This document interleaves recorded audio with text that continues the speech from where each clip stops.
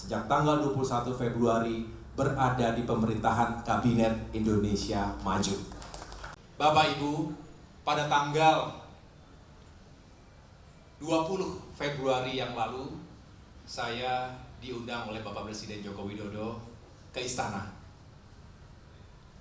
Dan malam sebelumnya saya dihubungi oleh Bapak Pratik, Mensesnek, bertanya apakah saya ada di Jakarta, dan kemudian saya mengatakan saya ada di Jakarta.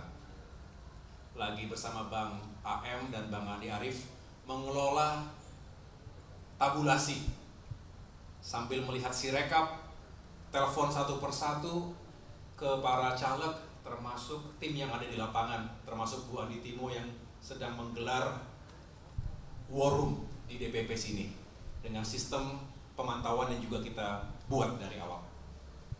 Tiba-tiba mendapatkan telepon itu, dan kemudian tanggal 20 pagi saya datang menghadap beliau, dan tentunya beliau menyampaikan secara langsung ketika itu untuk mengajak Partai Demokrat bergabung ke pemerintahan dan memberikan amanah kepada saya sebagai Menteri ATR dan BPN. Sesuatu yang cukup mengejutkan pastinya bagi kader yang masih sibuk mengawal suara. Karena kita menduga bahwa sampai dengan 20 Maret rasa-rasanya tidak ada dinamika politik yang terjadi di tingkat pusat. Tetapi itulah jalannya, itulah jalan Tuhan, dan kemudian ketika ditanya ya saya tentu menjawab kami siap, terima kasih atas kepercayaannya, karena dengan demikian Demokrat bisa kembali berperan bersama pemerintah. Inilah yang dari awal kita perjuangkan. Betul Bapak Ibu sekalian? Kita memperjuangkan untuk bisa berperan kembali di pemerintahan. Jadi secara de jure dan de facto hari ini Demokrat sejak tanggal 21 Februari berada di pemerintahan Kabinet Indonesia Maju. Setelah 9 tahun 4 bulan kurang lebih berada di luar pemerintahan. Betul ya?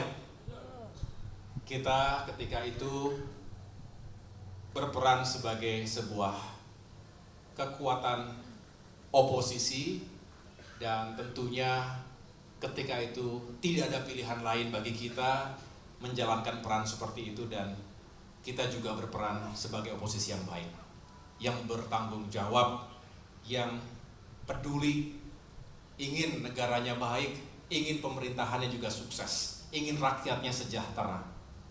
Tapi tentu banyak sekali keterbatasan kita sebagai oposisi di luar pemerintahan. Kita hanya bisa menghimbau, kita hanya bisa mengingatkan, kita hanya bisa mengkritisi, tetapi tidak bisa mengeksekusi.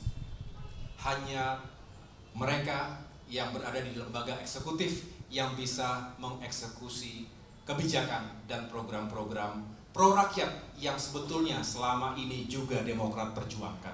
Jadi kalau melihat itu semuanya, melihat suka duka jatuh bangun Demokrat 9 tahun 4 bulan terakhir ini, kita harus mensyukuri posisi kita hari ini. Setuju?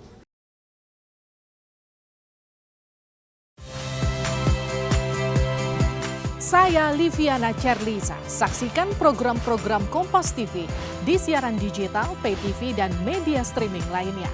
Kompas TV, independen, terpercaya.